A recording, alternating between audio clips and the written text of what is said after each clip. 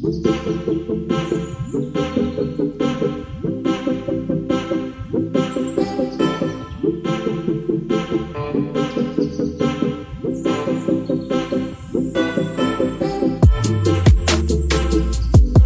Everyone, स्वागत है आपका अपना यूट्यूब चैनल ओम बाबू मिश्रा फैमिली ब्लॉग में। तो कैसे हैं आप सब? आई होप आप सब अच्छे होंगे। तो ये वीडियो है बृहस्पतिवार के दिन की और डेट था 24 तारीख।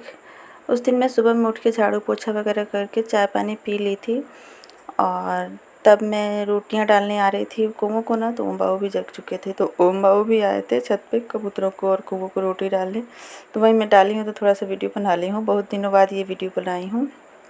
बहुत सारे कौवे आ गए थे खाने।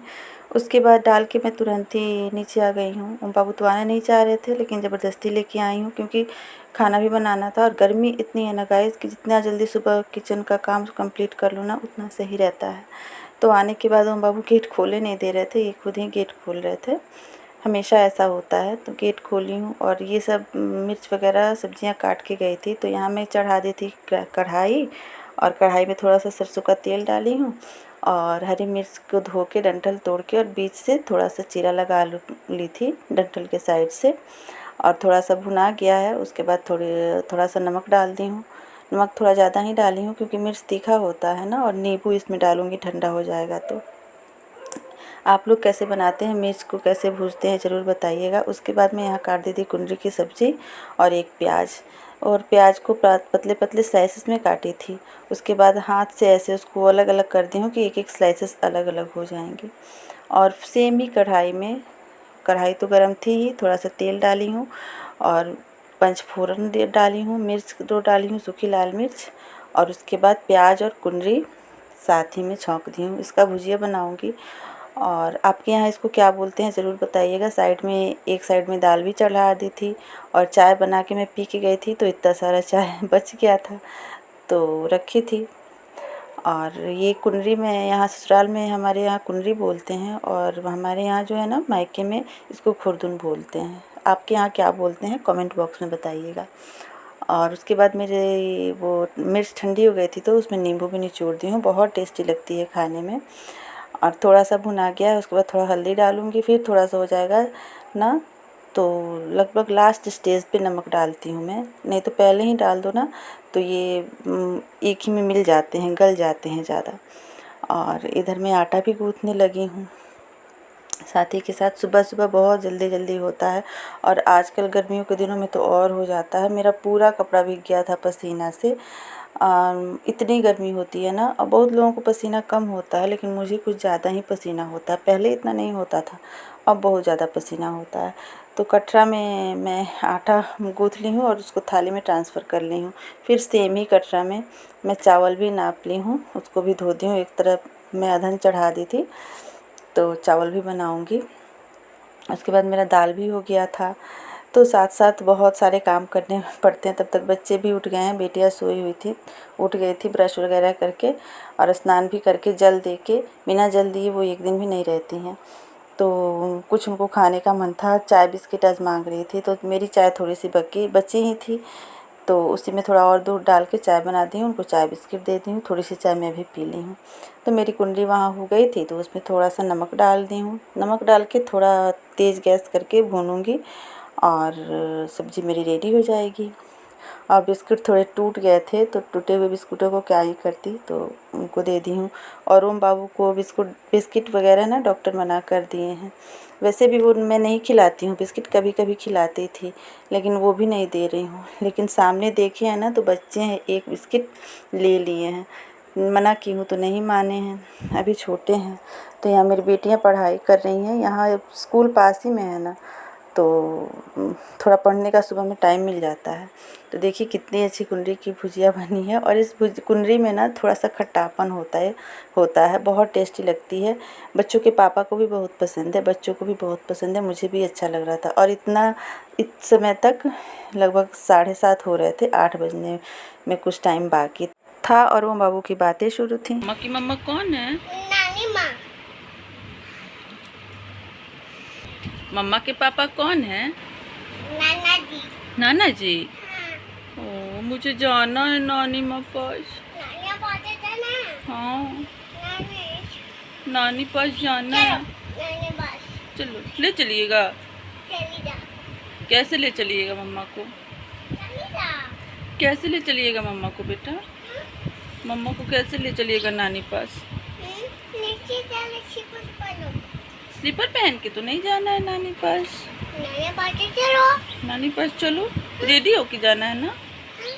न्यू न्यू कपड़ा पहन के ना जाना है। ट्रॉली लेके जाना है नानी पास। उसके बाद मैं किचन में आई हूँ तो मेरा दाल जो है ठंडा हो चुका था, गैस निकल चुका था और दाल ही में 3-4 आलू डाल दी थी चोखा बनाने के लिए। मुझे याद नहीं था कि आज थर्सडे इस दिन चोखा नहीं बनाते हैं। मैं 2-2 काम आज कर ली हूँ ना, जो आज नहीं करने चाहिए। जैसे सर्फ़ वगैरह यूज़ नहीं करती हूँ तो जूता भी आज लगा दी थी, आप लोग देखे हैं, मशीन में साफ़ होने के लिए। और वो तो जानबूझ के लगाई कि आज इमरजेंसी था इसलिए, क्योंकि बच्चों को कल अगले दिन वाइट शूज़ पहन के जाने थे और मैं साफ़ नहीं की थी तो स्कूल में डांट पड़ती गंदा शूज़ पहन के जाने से। तो वो तो जानबूझ के डाली थी, क्योंकि ऐसे कभी कभार बच्चे हैं तो नहीं होता है, चलता है। लेकिन चोखा वगैरह मैं बचा देती हूँ, लेकिन ये भूल गई कि आज थर्सडे है, चोखा नहीं बनाया जाता है।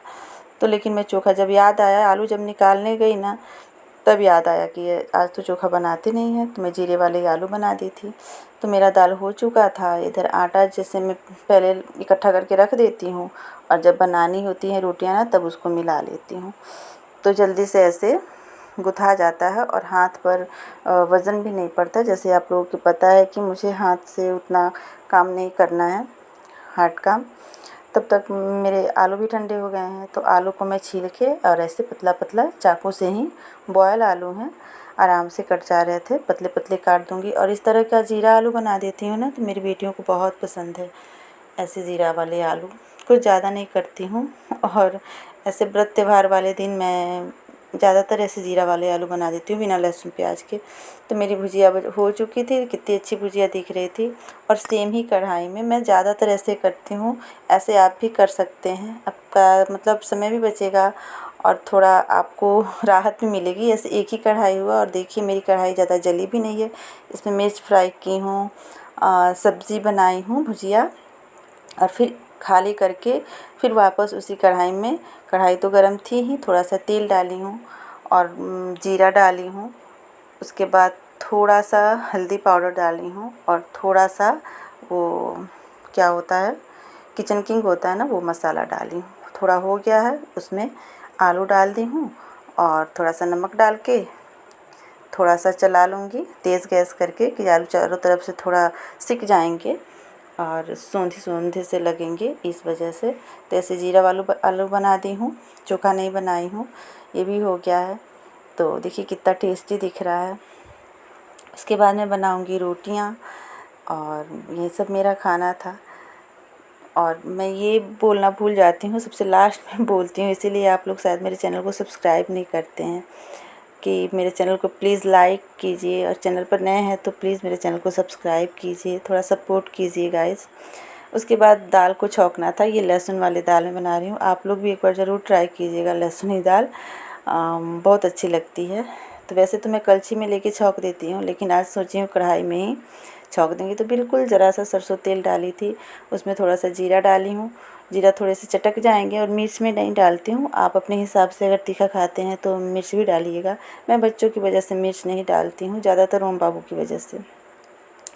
तो ये मूंग और अरहर की दाल थे, ज़्यादातर मैं मूंग ही अरहर की दाल बनाती हूँ, क्योंकि ख़रीद के खाना है तो कोई और दाल क्यों खाना। मूंग का दाल वैसे बच्चों के लिए अच्छा होता है। तो यहाँ मेरी बेटियाँ ना ज़्यादा गाढ़ा दाल नहीं खाती हैं और बच्चों के पापा को भी गाढ़ा दाल नहीं पसंद है, इसीलिए मैं थोड़ा पतला ही दाल बनाती हूँ। गाढ़ा दाल बना दूँगी तो उस दिन रखा का रखा रह जाएगा।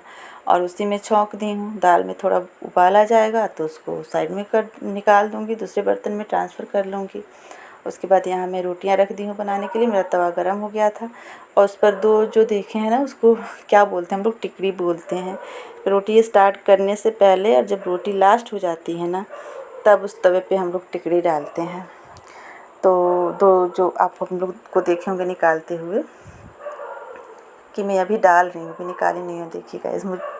मतलब 2 दिन का वीडियो हो जाता है ना, तो आदमी भूल जाता है कि क्या हुआ था। तो 2 जो डाली हूँ ना आटा का घोल के बना के, वो रोटी बन स्टार्ट करने से पहले डाला जाता है, और फिर रोटी जब लास्ट रोटी बन जाती है ना उसके बाद भी डाला जाता है। पता नहीं ऐसा क्यों होता है, मेरे हिसाब से होता है कि हमारे यहाँ कहते हैं कि आगे वाली रोटी और पीछे वाली रोटी नहीं खाते हैं, इसकी वजह से रोटी का वो हो जाता है। तो और इसको मैं पहले चूल्हे पे खाना बनता था ना पहले, तो उसको मतलब चूल्हे के अंदर डाल दिया जाता था, और अब चूल्हे वगैरह नहीं है, गैस पे तो डाल नहीं सकते हैं, तो मैं गांव में रहती हूँ तो गाय को दे देती हूँ, और यहाँ पे हूँ तो यहाँ गाय वगैरह मिलती नहीं है, तो मैं छत पे कौवे कबूतरों को रोटियाँ डालती हूँ ना, उसी के साथ ले जाके छत पे रख देती हूँ कि कोई जीव खा लेगा, अच्छी बात रहेगी। और देखिए मैं इस तरह से भी आटा गूँथ रही हूँ, कोई ज़रूरत नहीं कि उतना मेहनत से आटा गूँथिएगा तभी अच्छी रोटियाँ बनेंगी। मैं नॉर्मल से कोई मेहनत नहीं लगता मेरे आटा गूँथने में, फिर भी मेरी रोटियाँ इतनी फूली फूली इतनी सॉफ्ट बनती हैं ना कि क्या ही बताऊँ। तो प्लीज़ एक बार फिर से बोल रही हूँ, अगर आप मेरे चैनल पर नए हैं तो प्लीज़ मेरे चैनल को सब्सक्राइब कर लीजिएगा, और वीडियो कैसी लगी कमेंट बॉक्स में ज़रूर बताइएगा। मिलते हैं नेक्स्ट ब्लॉग में, तब तक के लिए बाय बाय। और ये मेरा रहा खाना, दाल चावल, वाइट वाले चावल आजकल ही हम लोग खा रहे हैं, रोटी थी, कुंदरी का भुजिया था,